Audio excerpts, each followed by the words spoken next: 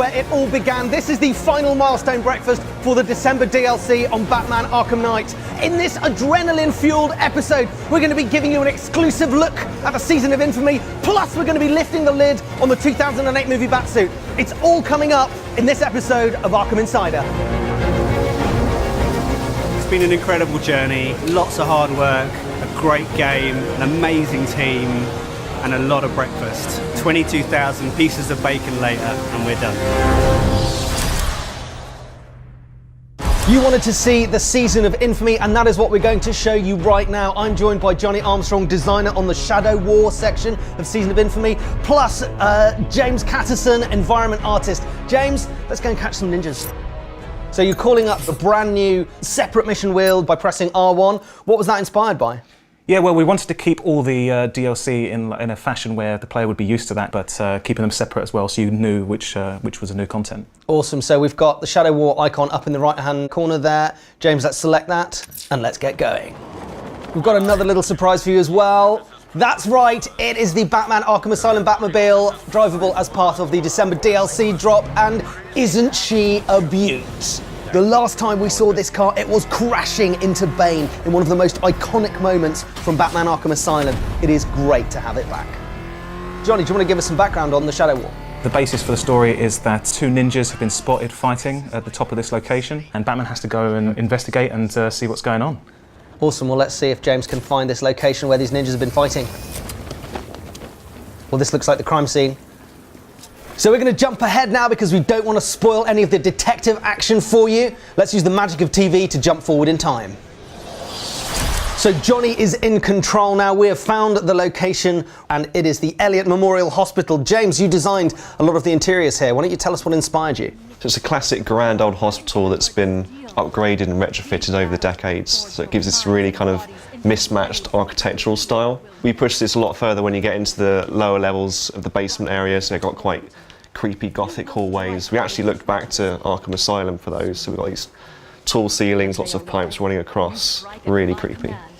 And Johnny's doing the long, slow walk of justice here, and the ninjas have noticed him. Johnny, let's see what you got!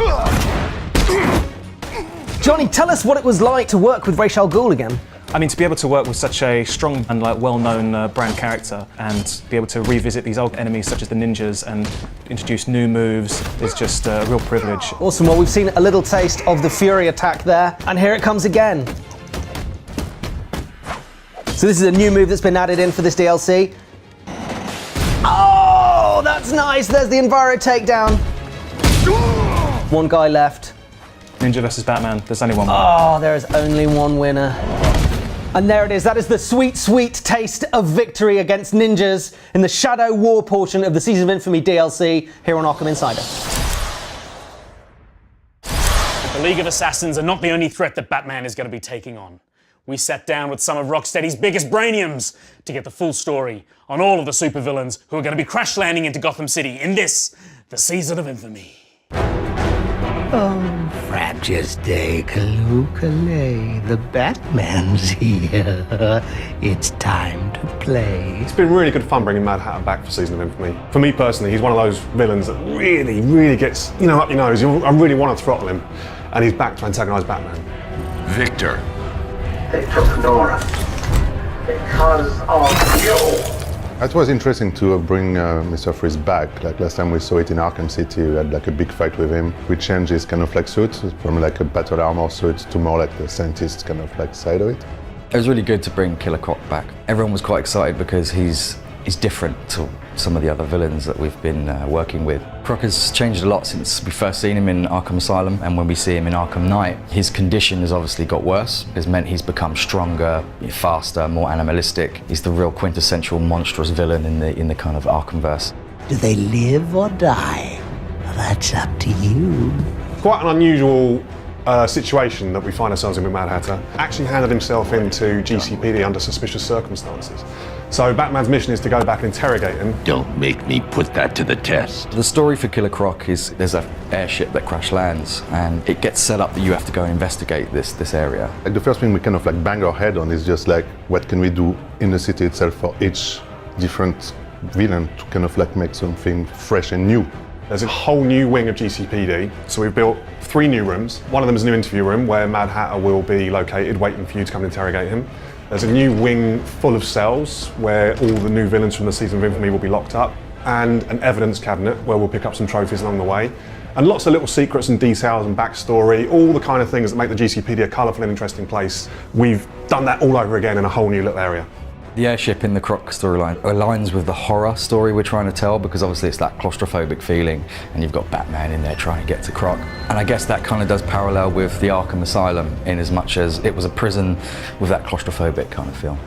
To create that very big package for DLC, what it brings to us is just like we need to keep the quality as high as possible in parallel with what we've produced in the main game. Meaning like brand new environments, brand new characters, but like AAA quality. The world's most comfortable couch has had to be reinforced. It is now the couch of steel, because we're welcoming 2 Rocksteady heavyweights to talk about the 2008 movie Batsuit.